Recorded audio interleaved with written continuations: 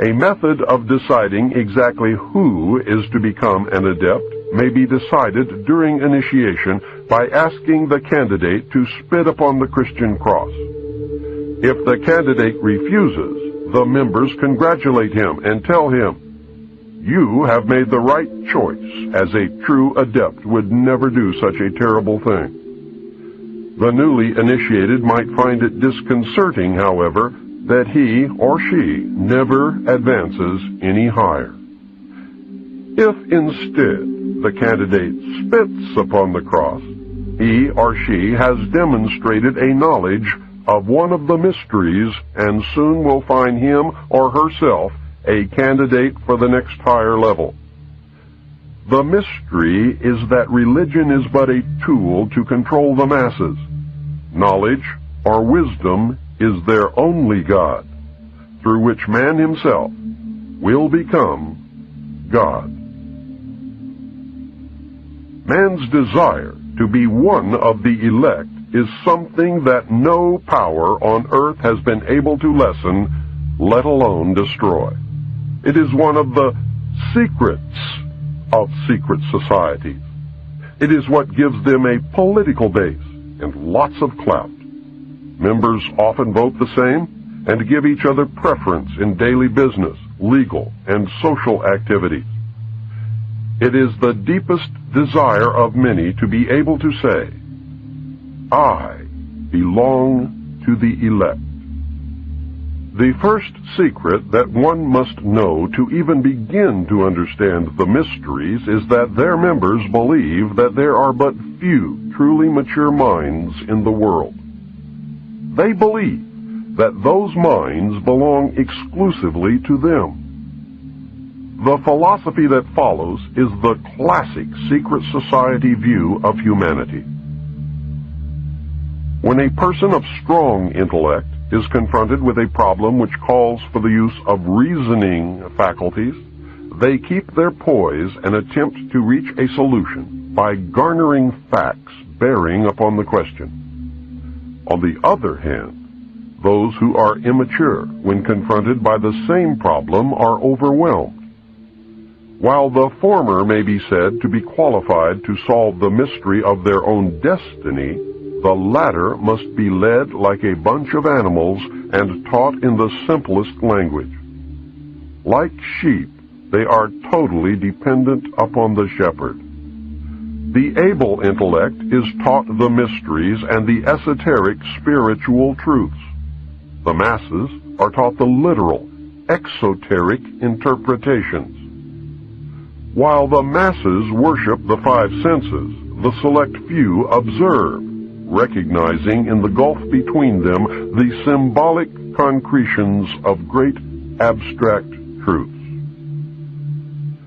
The elect are given knowledge of the mysteries and are illumined, and are thus known as the Illuminati, or the illuminated ones, the guardians of the secrets of the ages. Three early secret societies that can be directly connected to a modern descendant are the cults of Roshaniya, Mithras, and their counterpart, the Builders. They have many things in common with the Freemasons of today, as well as with many other branches of the Illuminati. For instance, common to the Brotherhood are the symbolic rebirth into a new life without going through the portal of death during initiation, reference to the lion, and the grip of the lion's paw in the Master Mason's degree. The 3 degrees, which is the same as the ancient Masonic rites before the many other degrees were added, the ladder of 7 rungs, men only, and the all-seeing eye. Of special interest is the powerful society in Afghanistan in ancient times called the Roshaniya, Illuminated Ones. There are actually references to this mystical cult going back through history to the House of Wisdom at Cairo. The major tenets of this cult were the abolition of private property, the elimination of religion, the elimination of nation-states, the belief that illumination emanated from the Supreme Being who desired a class of perfect men and women to carry out the organization and direction of the world. Belief in a plan to reshape the social system of the world by first taking control of individual countries one by one, and the belief that after reaching the fourth degree, one could communicate directly with the unknown supervisors who had imparted knowledge to initiates throughout the ages. Wise men will again recognize the brotherhood. Can you hear the echo of the Nazi Party, the Communist Party, the extreme right and the extreme left? The important fact to remember is that the leaders of both the right and the left are a small hardcore of men who have been and still are illuminists or members of the Brotherhood. They may have been or may be members of the Christian or Jewish religions, but that is only to further their own ends. They are and always have been Luciferian and internationalist. They give allegiance to no particular nation, although they have used, on occasion, nationalism to further their causes. Their only concern is to gain greater economic and political power. The ultimate objective of the leaders of both groups is identical. They are determined to win for themselves undisputed control of the wealth, natural resources, and manpower of the entire planet. They intend to turn the world into their conception of a Luciferian totalitarian socialist state. In the process, they will eliminate all Christians, Jews, and atheists. You have just learned one, but only one, of the great mysteries. I hope to show that most modern secret societies, and especially those that practice degrees of initiation, and that is the key, are really one society with one purpose. You may call them whatever you wish: the Order of the Quest, the Jason Society, the Roshaniya, the Kabbalah, the Knights Templar, the Knights of Malta, the Knights of Columbus, the Jesuits, the Masons, the ancient and mystical Order of Rosicruci, the Illuminati, the Nazi Party, the Communist Party, the executive members of the Council on Foreign Relations, the Group, the Brotherhood of the Dragon, the Rosicrucians, the Royal Institute of International Affairs, the Trilateral Commission, the Bilderberg Group, the Open Friendly Secret Society of the Vatican, the Russell Trust, the Skull and Bones, the Scroll and Key, the Order. They are all the same, and all work toward the same ultimate goal: a new world order. Many of them, however, disagree on exactly who will rule this new world order, and that is what causes them to sometimes pull in opposite directions while nevertheless proceeding toward the same goal. The Trilateral Commission is an elite group of some 300 very prominent business, political, and intellectual decision makers of Western Europe, North America, and Japan. This enterprise is a private agency that works to build up political and economic cooperation among the three regions. Its grand design, which it no longer hides, is a new world order.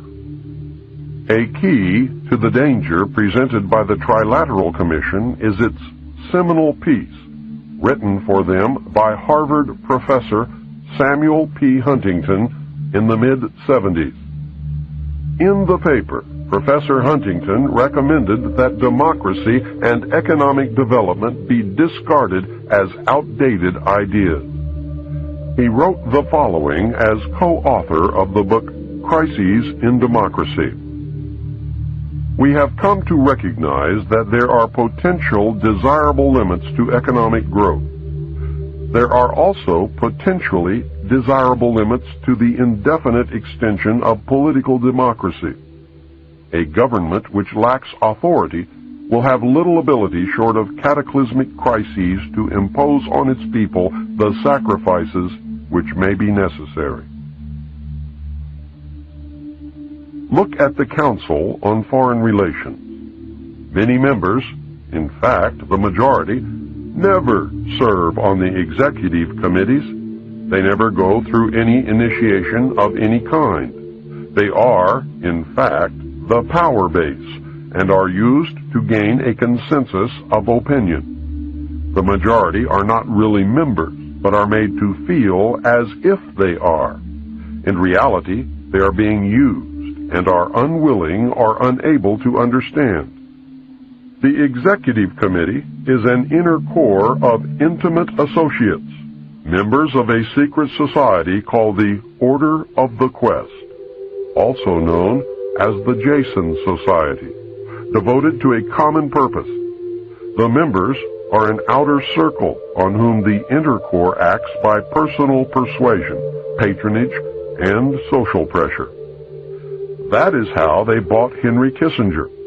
Rockefeller gave Kissinger a grant of $50,000 in the early 50s, a fortune in those days, and made dear old Henry a member of the CFR. Anyone in the outer circle who does not toe the mark is summarily expelled, and the lesson is not lost on those who remain. Do you remember the human desire to be a member of the elect? That is the principle at work. The Council on Foreign Relations has been the foremost flank of America's foreign policy establishment for more than half a century. The Council on Foreign Relations is a private organization of business executives, scholars, and political leaders that studies global problems and plays a key role in developing United States foreign policy. The CFR is one of the most powerful semi-official groups concerned with America's role in international affairs. It is controlled by an elect group of men recruited from the Skull and Bones and the Scroll and Key societies of Harvard and Yale, which are both chapters of a secret branch of the Illuminati known as Chapter 322 of the Order. The members of the Order make up the Executive Committee of the Council on Foreign Relations after undergoing initiation into the Order of the Quest, also known as the Jason Society. The Council on Foreign Relations is an offshoot sister organization to the British Royal Institute of International Affairs. Their goal is a new world order. Although it existed as a dinner club in New York, it did not take on its present power until 1921, when it merged with the Royal Institute of International Affairs and received its financial base from J.P. Morgan, the Carnegie Endowment, the Rockefeller family, and other Wall Street banking interests. The Council on Foreign Relations controls our government. Through the years, its members have infiltrated the entire executive branch, State Department, Justice Department, Central Intelligence Agency, and the top ranks of the military. Every director of the Central Intelligence Agency has been a member of the CFR. Most presidents since Roosevelt have been members. The members of the CFR dominate ownership of the press, and most, if not all, of America's top journalists are members. The CFR does not conform to government policy. The government conforms to CFR policy. John Robeson wrote Proofs of a Conspiracy in 1798, and I believe he said it best in the following passage. Nothing is so dangerous as a mystic association. The object remaining a secret in the hands of the managers, the rest simply put a ring in their own noses, by which they may be led about at pleasure, and still panting after the secret, they are the better pleased the less they see of their way. A mystical object enables the leader to shift his ground as he pleases, and to accommodate himself to every current fashion or prejudice. This again gives him almost unlimited power, for he can make use of these prejudices to lead men by troops. He finds them already associated by their prejudices and waiting for a leader to concentrate their strength and set them in motion. And when once great bodies of men are set in motion, with a creature of their fancy for a guide, even the engineer himself cannot say, "Thus far shalt thou go, and no farther." Is the common man really as stupid as the elite seem to believe? If he is, then maybe the average citizen is better off ignorant, being manipulated this way and that whenever the elite deem it necessary. We will discover the answer very quickly when the common man finds that his e-ticket to Fantasyland has just expired. I hope I have shown you the role of secret societies and groups within the world power structure. I hope you can see how these groups gain and keep power. You should have some understanding of how, operating in secrecy and infiltrating every level of government and vital industry, including the press, the elect manipulate the people and nations of the world toward any direction desired.